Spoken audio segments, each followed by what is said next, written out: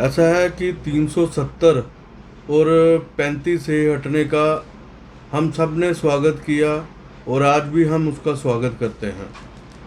लेकिन देखना ये था कि जो 370 से पहले चीज़ें थी और जैसे दो परिवारों ने राज किया, मैं कहूँगा कि पहले हमेशा 70 सालों से दो परिवारों ने हमेशा राज किया। हम उस राज से जो है मुक्त हुए। वो कश्मीर सेंट्रिक पॉलिटिक्स चलती थी, कश्मीर की तरफ जो है लोगों का ध्यान रहता था। और मैं समझता हूँ डर का माहौल एक जम्मू के अंदर बन गया था कि पता नहीं अब हम कब जो है जम्मू को छोड़ के दूसरी स्टेट में जो है शिफ्ट होंगे। आपने देखा कि 370 से पहले जो पत्थरबाजी थी श्रीनगर के अंदर, जिस तरह जो अलगवादी गुट थे, अलगवादी ग्रुप थे, वो कितने हावी थे, आज जो है उसका खात्मा हो गया है। आज जो है युवा जितने भी है वो अपने मुख्य धारा में वापस लौटे हैं कश्मीर के अंदर। आज घर घर में तिरंगा झंडा जो है बुलंद है।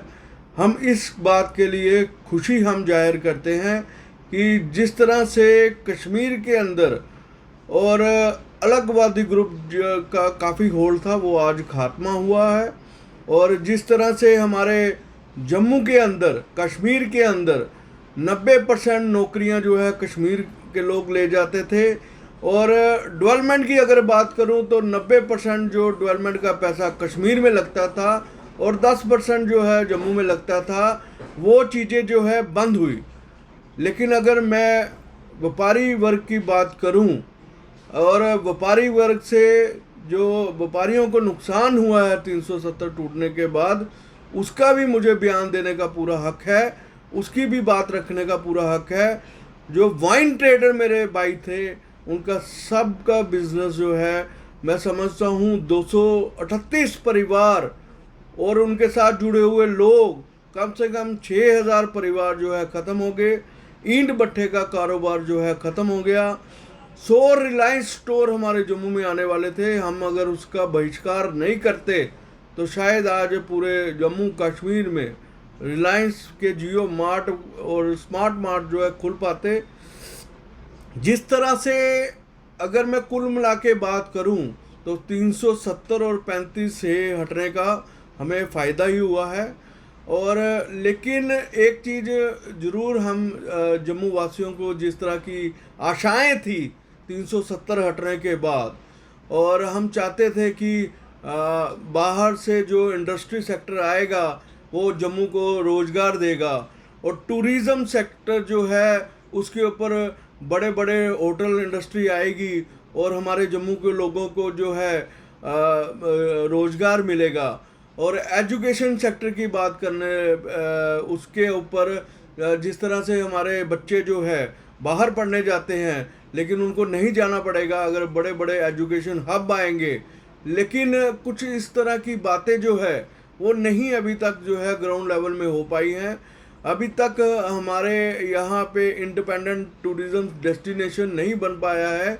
जो माँ वैष्णो देवी के दरबार में जितने भी श्रद्धालु आते हैं, उनको हम रहने की, जम्मू के अंदर 2-3 दिन रहने की व्यवस्था नहीं बना पाए हैं। उनको क्या दिखाएंगे जम्मू के अंदर? हम पटनी टॉप अभी तक डेवलप नहीं कर पाए हैं, सूरीसर डेवलप नहीं कर पाए हैं, मानसर लेक जो है डेवलप नहीं कर पाए हैं। ऐसे टूरिज़्म डेस्टिनेशन जो है, हमारा जो आर्टिफिशियल लेक थी उसके ऊपर नहीं डेवलपमेंट हो पाई है। इस तरह से काफ़ी प्रोजेक्ट जो बंद पड़े हैं वो अभी नहीं हो पाए हैं। अगर हम इन सब का प्रयास करें कि अगर मेरा बच्चा जम्मू के अंदर पढ़े और हमारे जम्मू के अंदर अच्छे हॉस्पिटल बने, उनका इलाज अगर जम्मू में हो, अगर हमारा टूरिज़्म डेस्टिनेशन हमारा जम्मू के अंदर इंडिपेंडेंट हो, तो ऐसी व्यवस्था जो है गवर्नमेंट को बनानी चाहिए।